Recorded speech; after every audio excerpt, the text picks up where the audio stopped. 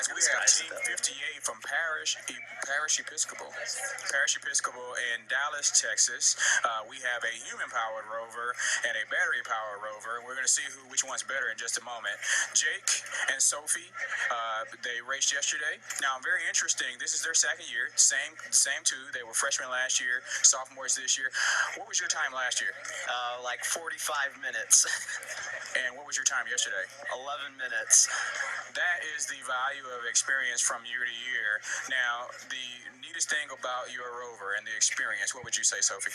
I really enjoyed our team bonding, and we got to do a really cool flight simulation yesterday, or 2 days ago, with Red Bull at the Aviation Challenge Center. So.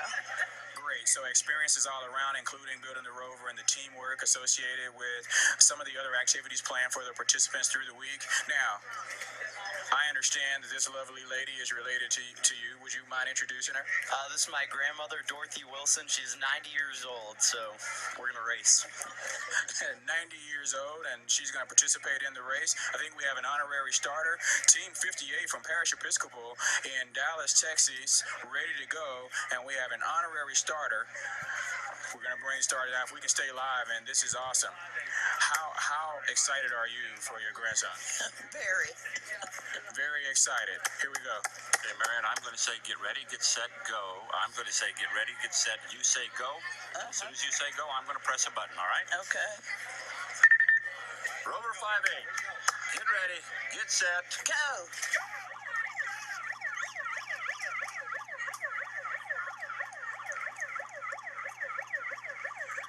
That is awesome.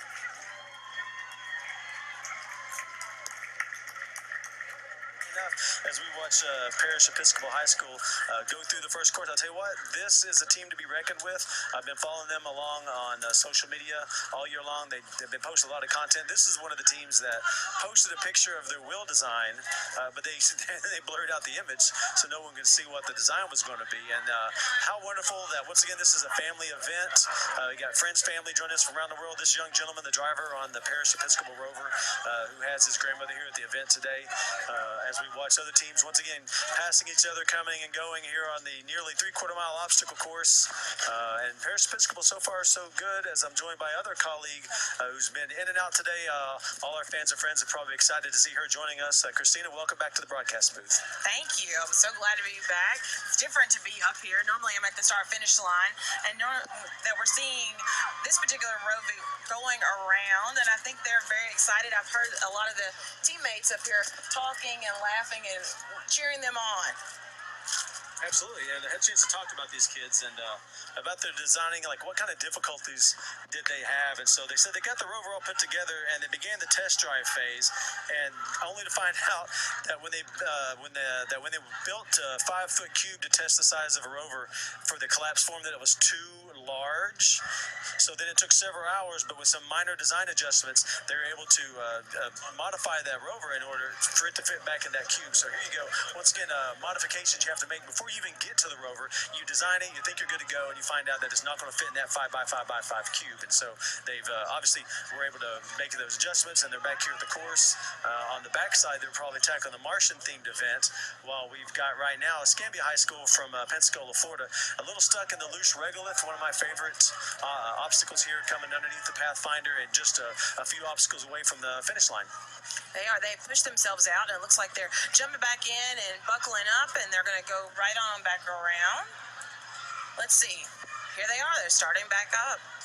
I'll tell you what, it is a rocking environment today. We got people everywhere out here, cheers and crowds, and I keep thinking we had a Taylor Swift shout out earlier today. I keep thinking I must be at a rock concert because there's a lot of people here today. Space Camp's coming and going as we watch Parish Episcopal High School.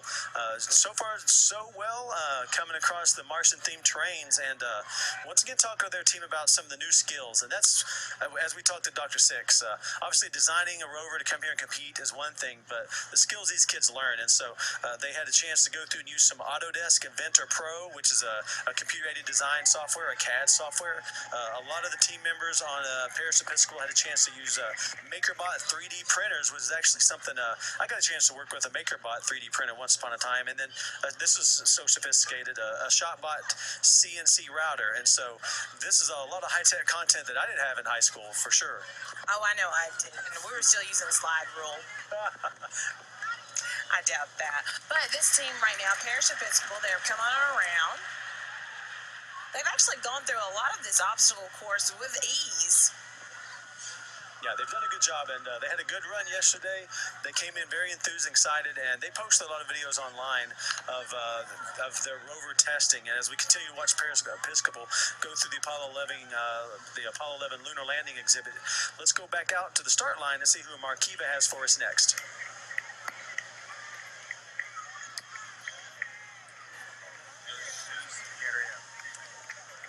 Hi guys, we have Team 40 here from the University of Puerto Rico and the Mayo campus. We have Gabrielle and Mary Angelis.